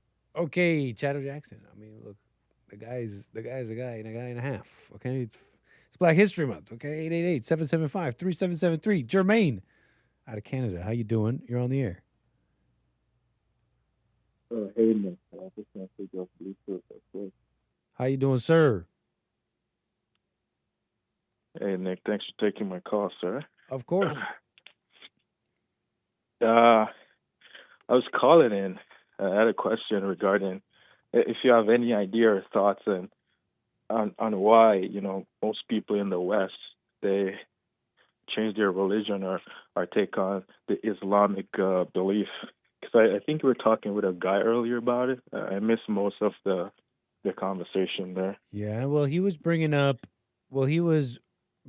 how some blacks decide to go Muslim, and there's a big relation to the whole Nation of Islam movement with and I forget if that was Malcolm X, but there's some history there you got to understand, and somewhere along the way, this idea was brought up of how Christianity is like the white man's religion. So, at least in the context with the conversation with Art, it was about those blacks who choose to go Muslim and the reasons behind that. I don't know how. I've heard things like Islam is the fastest growing religion, but that's because of immigration, and the people here are already Christian. You understand? I don't really think a whole bunch of people are becoming a Muslim, but hey, what's up, JLP? Wow, how you doing, sir? A pleasure. How you doing, sir? What are you doing in my country? It's supposed to be a white country. Don't worry, we're gonna remove the citizenships, but we're gonna keep my assets. Okay, that's the deal. Okay, good. What do you think about that? Wait, we're gonna keep your. We're gonna. I'm gonna keep my assets. We're retroactively remove citizenships, but I keep my assets. Oh, okay. No. We're keeping that stuff. They keeping the stuff? You out. We're keeping that stuff. No, you can. Who's this guy? I want the Somali. Who's this guy? Hey, caller. Who am I speaking with? I forget. Jermaine, you got to hold on for a sec. A lot of things are happening here. Hold on. You see that mic right there? Yeah. Can you press the button at the bottom? There's a red button. You just hold it. Thank you, man. You see it? Hey, come and help. Okay. You got to press it and hold it. Help this out. Help me out here, man. There it is. Check. And now flick it on. You did it? Thank you. Who do we have here? JLP's walking out, leaving me with this. My name is Hayden. I recognize you. Can you move a little bit to your right? Well, if you scroll Instagram at all, you may have seen me before. But my name is Hayden McDougall, and I'm known as Woman Propaganda online. I set out with the goal of debunking the internet's most viral feminist propaganda. And just had a good talk with Jesse. I started a PAC, a political action committee, to abolish Section 8 housing. Stop8.vote. Sign the petition. There's also a donation link there. But the goal is to get rid of Section 8 housing. Section 8 housing, for those of you who don't know, is where the government basically plants black people in your neighborhood. You have a beautiful neighborhood, whether it's white or mixed or whatever. You got a beautiful neighborhood. Everyone there pays their own rent. The government says this neighborhood's too nice. This neighborhood needs more diversity. They come and they put government housing, or they hand out Section 8 housing vouchers so that people with no jobs who disproportionately commit crime, take drugs, the worst neighbors this country has to offer, the government pays for them to come live next to you rent-free. It's a crime. It makes stability impossible. At any time, your beautiful neighborhood can get destroyed by Section 8 housing. And we pay extra taxes so these people don't have to work and can live rent-free. It's a scam. Yeah. We're all being scammed by Section 8 housing. And then we'll do hour-long commutes to get away from it all. Yep. hours long. And then eventually the government brings Section 8 housing to that neighborhood, too. And then that neighborhood's destroyed. So I understand it's a petition you got going? It's a PAC. It's a political action committee. Okay. So we're talking money rolling. We're talking maybe candidates, maybe primaries. No, it's a very serious project. We're in it for the long run. The goal is to eventually get Section 8 housing on the ballot. So in all 50 states. So when you go to vote for governor, you'll also have the option to vote yes or no on Section 8 housing. And anyone that pays their own rent should vote no on Section 8 housing if they're smart. So Section 8 is a federal thing? Yes, I believe so. But there's been no no one's tried to fight it.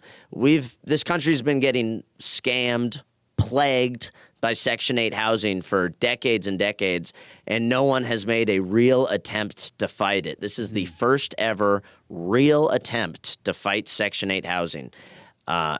Again, it's an easy W. Anyone that pays their own rent should be anti-Section 8 housing. Or at the very least, you don't want Section 8 housing near you. If we're going to have government housing, it needs to be out in the middle of nowhere. They shouldn't bring it to the nice neighborhoods. In South Carolina, it's a serious problem, Section 8 housing. Why do you think they do that? We just have a corrupt shithole country, and I don't know, and everyone hates white people. And so it's easy to do. It's easy to do. Yeah. You're hurting white people, and you're giving black people free money. That's what this country's all about, is white people paying the rent, and black people get on social media and talk about how awful white people are. Right. You seen this? They're out there still calling it oppressor. Oppressor. Like, yeah. Where's this white supremacist country? I mean, You could go to. You think you could go to China? I mean, you've heard this all before, I'm sure. But imagine going to China and saying those things. They stop you right away. You'd be like, is that Chinese supremacy? Where's the what? I think I kind of want. I kind of think. I think we kind of need some of that so-called white supremacy. I know. In America. I totally agree. I wish this was a white supremacist country. We'd be better off. Everyone would be richer and safer. This country a couple decades ago was 90% white. When the boomer generation was growing up, it was a 90% white country. And now it's like a 50% white country. And in another couple decades, it's going to be like a 20% white country. Right now, whites are a hated majority. Pretty soon, whites are going to be a hated minority in this country. It's called white genocide, and nobody seems to care. Not even white people seem to care. Most white people don't. Where's even the self-preservation? Let's call it even at that basic level. Where's even the even of not even white people? Let's say like the guests. Where's even the self-preservation of like?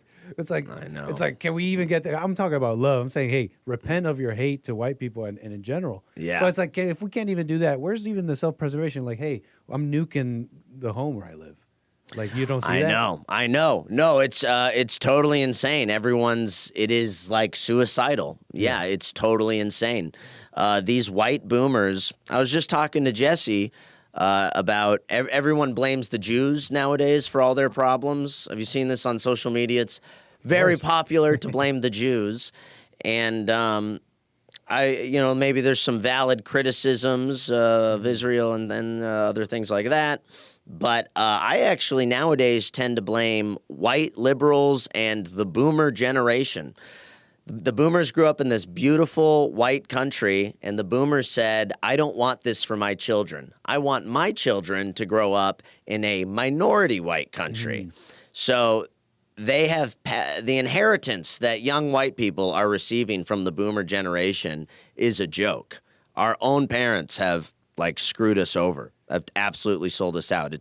And they don't think it's a bad thing. They'll even tell us it's a good thing. Do you think that's partly why? You think that's partly why they maybe don't see it as they grew up in a time where it wasn't an issue? I mean, they were still pretty much the majority. And they made their money a long time ago, and a lot of them are retired, and they just don't even see that the country's gotten worse. These boomers who had life on easy mode will tell us to our face, "Oh, you're lazy," or Mexicans or Indians just work harder than you. That's why you didn't get that job, and that Indian guy did.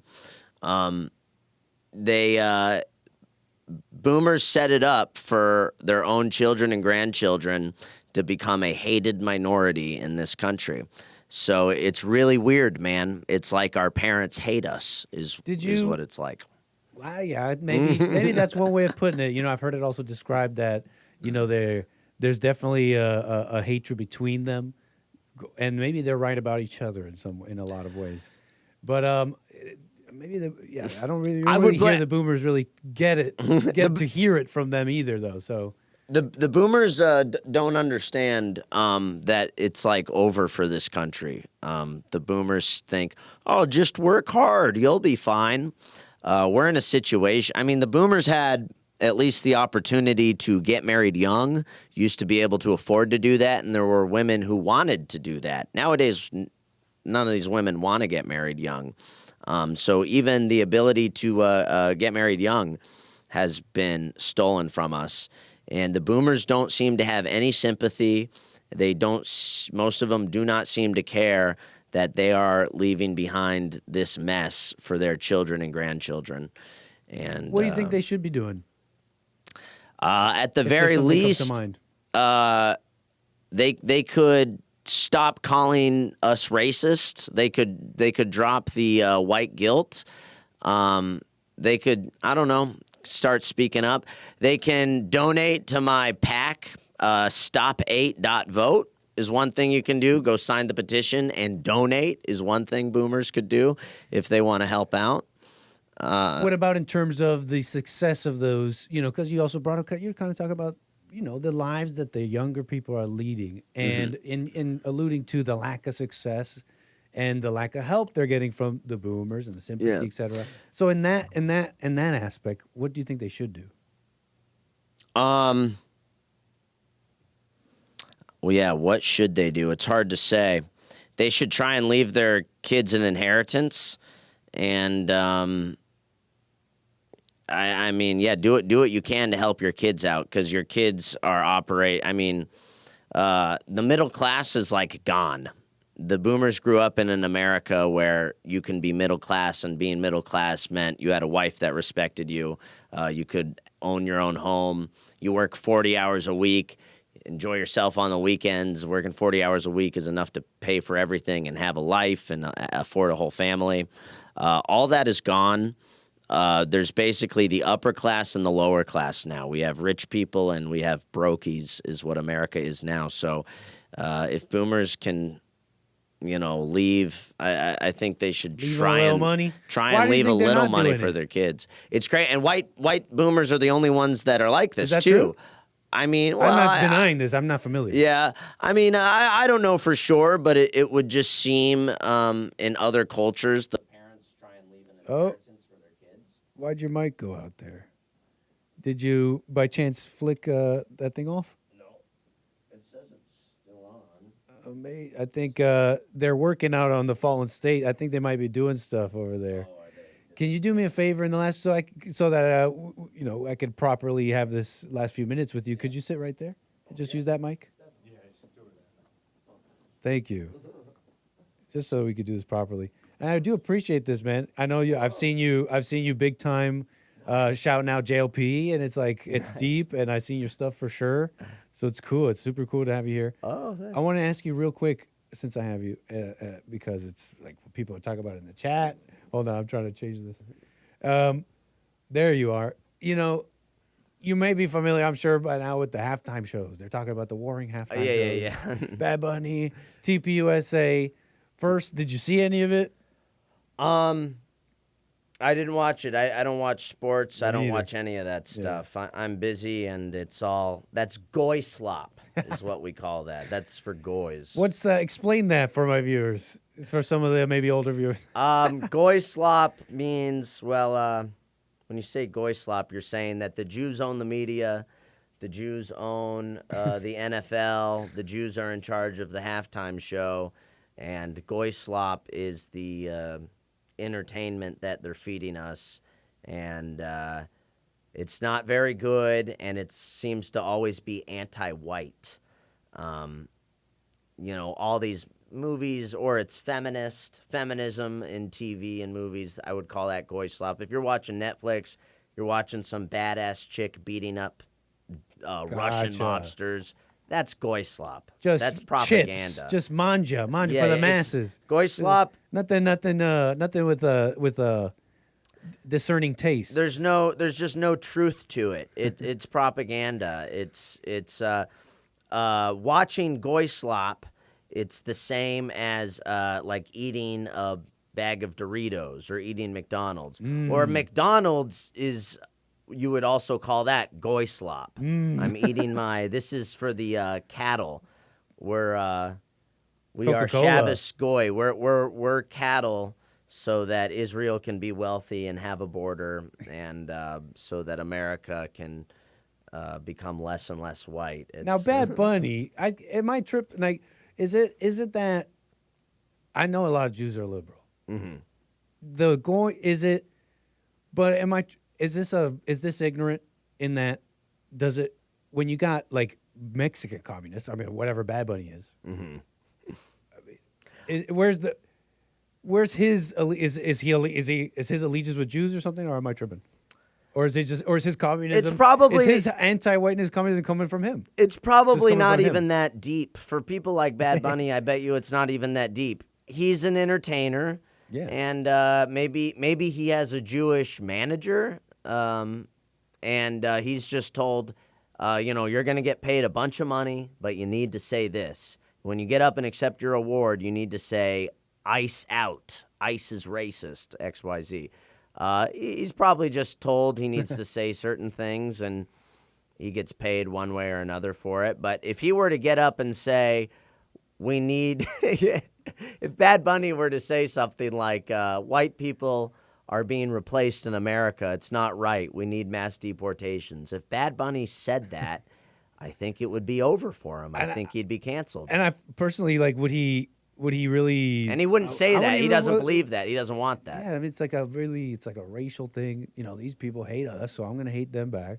Not Christian, that's for sure. No. You know, here's the reason I'm bringing it up, even Super Bowl and all that. And it came up yesterday and all that, because you were talking about some of the things. I mean, all the things you brought up are things I have seen myself. I don't want to. I came from Canada too, by the way. I'm an anchor baby. I'm a global homo anchor baby. Damn. Okay, I didn't choose this life, but I have a heart of a. I love the West, anyways. Good. Nice. Put it like this. One of the good ones. Whatever. Look, just put it like this. I've seen it in Canada go nuts. Okay, so I just don't want it like that. I just like put it rationally. So when I saw the TPUSA, I had just played it at the outset of the show, and this guy was playing country, and he's like, just leave me alone. I want to wear my boots. I'm just sad. Just leave me alone. Kid Rock? No, some other guy. Oh, okay. Thoughts on, and then we'll move on. Thoughts on, is there room for, here's where I'm going with this. With there being like a pathetic, is there a loser-ish vibe coming from the right? Any complaining? Is there any room for that in your mind? Thoughts on that? I agree. There is a loserish vibe. I totally agree. There's also like, I don't know. We still have people on the right who are apologizing, and they're scared of getting called racist. So many people on the right are still scared of this word, and I don't know. And then a lot of people on the right are, they complain, the halftime show is woke, but they still watched it. You know, they're still, you shouldn't be watching sports at all. Our country has been stolen from us. We're all going to be debt slaves. We're all going to be broke forever, and it's only going to get worse. How are you even interested in a football game? I really don't get it. I don't think you should be watching sports on TV at all. I don't get it, especially as a young man. I think you got to be working and figure out how to make yourself free, because the whole entire country is trying to enslave you. Even if you're not white, if you're just a young man, understand that the whole system is set up to enslave you, and they want you watching football. They want you watching the halftime show. They want you watching Netflix. They're trying to brainwash you and lull you to sleep as they ransack the place. Do you know if Section 8 was voted in by the people? You know what? I should know that. You're working on getting it voted out, and I appreciate that. Oh, yeah. I want you to tell the people about how to be able to support that. Oh, I'd love to. I'm not as far as the origins, how did it start? Did anyone ever really vote for it? Yeah. I don't know. I feel like I certainly never voted for it. I'll tell you, I didn't. I had a vote caller for his it. name's Mark. He was saying, when the civil rights movement was happening, we didn't vote for that. That's what he was saying about all that. Good point, Mark. I think this was forced upon us, and we've not been given an option to opt out. And finally, I am bringing you an option to opt out of Section 8 housing. Stop8.vote. Sign the petition. If you can, donate. This is the first ever real attempt at getting rid of or abolishing Section 8 housing. Stop8.vote. The goal is to get Section 8 on the ballot in all 50 states. And I think in most states, even liberal states, I think we could actually win and actually get it out of here. But I want it so that when you go to vote for governor or president or whatever it is, there's going to be an option there, yes or no, on Section 8 housing, and you'll be able to vote no. Anyone that pays their own rent should vote no on Section 8 housing. Amazing, man. I think that's true. That's awesome to hear that, and I think people should have the option. I mean, I don't know if they ever did. No, I heard about in California, like one of the props, I think it was about gay marriage, for example. Yeah. I heard that they voted against it overwhelmingly. They said, no, we're not cool with making gay Back marriage a in thing. 2008, Yeah. Prop 8, And even they were like, too bad, so sad. California said no to gay marriage, and Obama came in and said, too bad, we're doing gay marriage anyways. No, it's a joke. They give us things constantly that we didn't ask for.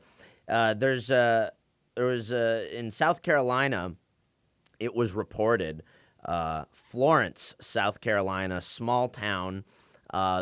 There was a beautiful white country club, and the government came in and said, we're adding Section 8 housing down the street from you guys. Big public housing. There's going to be like 200-300 Section 8 people moving in right down the street from you. Immediately, the value of all their homes plummets, the 40%. And, you know, these people have lived there a long time. They don't want a bunch of Section 8 neighbors down the street from them. They had a nice neighborhood. It's going to become a ghetto because you just added Section 8 to the area. We don't want this. They try and fight it. They do everything they can. They try and sue the local government. They lose. So the government says, okay, you lose. We're adding the Section 8 housing. And now the government is suing this country club for racism. Now these people that tried to stop the Section 8 housing from ruining their neighborhoods, the people that tried to fight it are now getting in legal trouble. They are now being sued $12 million by the Florence, South Carolina government, local government. So if you try and fight it, they'll come after you for racism, you know? It's a joke, dude. This country hates white people, and the government... Yeah, I mean, what I say is Section 8 housing is terrorism on white people. Maybe that's an inflammatory way of saying it. You could also say that Section 8 housing is terrorism on anyone who pays their own rent. If you're a hard worker and you pay your own rent, do you want someone, a career criminal who doesn't have a job, who sits on the porch and smokes weed all day, do you want him to move in next door to you? Absolutely not. Well, Section 8 housing is forcing that on you. Do whites need an identity? Yeah, I mean, white people got to wake up and realize that you are white, and being white is a thing. It's being white is different than being black. It's different than being Indian. It's different than being Chinese. Yeah, white people need to wake up and realize we are different than these other groups. These other groups don't think like us, and for the most part, these other groups don't have a lot of love for white people. White people That's one thing that's what I see so glaringly is it's like pure. It's what woke me up to it in the beginning. I didn't care about politics or anything, but I saw people hating. I mean, these are friends of mine who like never talked about stuff, and now they're like, "Oh, I didn't know you hated white people." Like, what happened? Don't you think BLM really revealed that? Totally. BLM made it very clear. A lot of normies. I felt like a lot of normies, as it's colloquially known. I mean, they saw it's like, well, we were supposed to be kumbaya holding hands. I guess you guys didn't mean it. Yeah. I mean, we've been saying this for a while, but well, I know Jesse's talked about it when Obama became president. All these white people had black friends, and these white people said, I don't like Obama, and their black friends would not allow them to say that, would not allow them to disagree with Obama. That meant that the friendship was fake all along. That your black friends were not your friends. They're, loyal to black people. Obama's black. Don't badmouth Barack Obama. Otherwise, I'm going to call you racist. And calling a white person racist, that's like our N-word. That's the worst thing you can call a white person. A white person, if you call a white person racist, they can lose their job. They could lose their wife. They could, you could literally in some cases. Thoughts on, we brought up a number of groups and goy slop. And I like the term. It does evoke like a racial mentality. I'm this race, you're that race, and I'm against you. Maybe that's adding to it. Maybe it's not always that, but with that context in mind, are those groups, Jews, etc., are they wrong for that? Thoughts on them? Are they wrong for this identity? I guess because we're talking about identity. Yeah, and then I think that so Goy is a word Jews will use for non-Jews. If you're a Jew or you're a goy, you know. So when you say things like goy slop or goy cattle or goyim, you're kind of saying that the Jews own this country, run this country. They're the ones in power. Right. And when you're eating McDonald's, that's your goy slop. That's the food you get for being a slave in this country. 30 grams of protein, that's 10 nuggets. Yeah. That's all I see. Yeah. No, I love McDonald's. Some of the goy slop's great. Shout out Jews. I love some of the goy slop. I genuinely love. I know I eat McDonald's, dude. But you're saying the nuggies are great. But you're right. It is racial, but and that makes people extremely uncomfortable. Mm-hmm. But we are kind of in like I would say a cold race war, maybe is a way you could describe it. All these other groups, Mexicans are pro-Mexico. I think Mexicans would love it if America became majority Mexican. Indians, I think they'd love it if America became majority Indian, right? Their head's in the game. It is like, to them, it is like a war. And white people, we don't have our heads in the game. We're becoming a minority. And most white people don't care, or a lot of white people think it's a good thing. Oh, I'm glad one day whites will disappear. We'll do enough race mixing, we'll all just be brown, and they'll tell you it's a good thing. These white boomers that grew up in a majority white America will tell you that one day there will be no white people left, and they will tell you it's a good thing. Those people are plunging their future generations into a conflict because you're talking about human nature, and there's only so far you could push people. I'm not saying that I want violence and all that. I don't want any of that. No, me neither. There's only one path this is going. If you have every other group lying, saying that these people are terrible and evil, what are those people going to do? They're going to coalesce and say, no, F you. It's going to be a conflict. So what they're doing is they're plunging people into a future conflict, which is almost inevitable. And the conflict will be either eventually white people somehow, some way will stand up for themselves, or we're just going to disappear. Because that's what I'm saying. Imagine now, because they're saying if we just disappear, we're just a khaki race. There'll be no more hate. Well, what about another proposal, which is everybody is fine with their own thing. They're strong in their own world, whatever it is, however God apportioned it up, whatever it is, things that I don't know. Mm-hmm. And then you're just good neighbors. Like, what about a world like that's an option too? And I think that's the only way that we're gonna have a peace or that is if whites are strong in their own whatever history, whatever they are, the way others are, and laws were enforced. I think you'd have a far more sensible, stable world. I think bringing back segregation is something that could help a lot.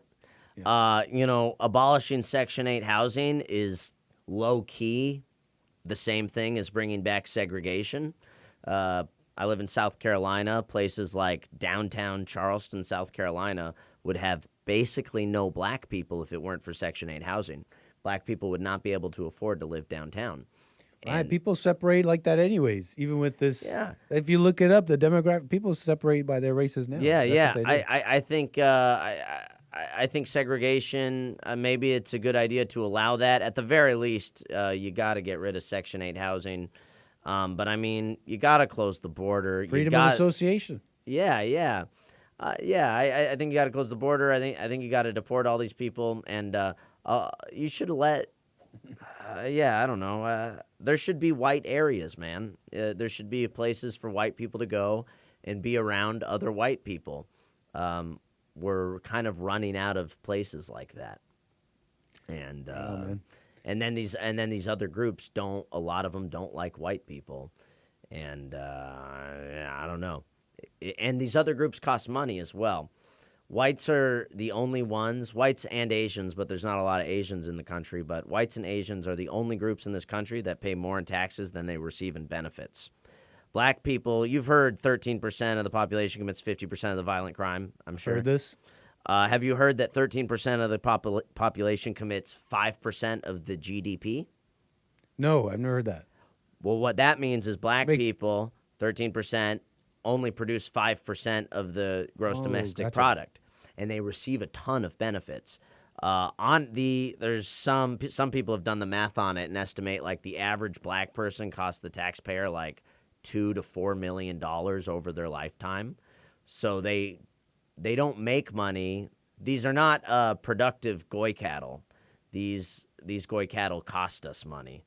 They could be far better. Yeah. Well, and they would their lives may even proportionally improve by being better in that. Well, sense. yeah, everyone should have to work. We can't have right. this That's thing. what we're talking about. It was a joke. Yeah. Goy cattle. Like we're just talking about jobs. Yeah. I love Jews. I love everybody. But everyone should have to pay their own rent. I mean, give me a break. Fair enough. It's great. great. It's been I know you as woman propaganda on the social medias. Yes.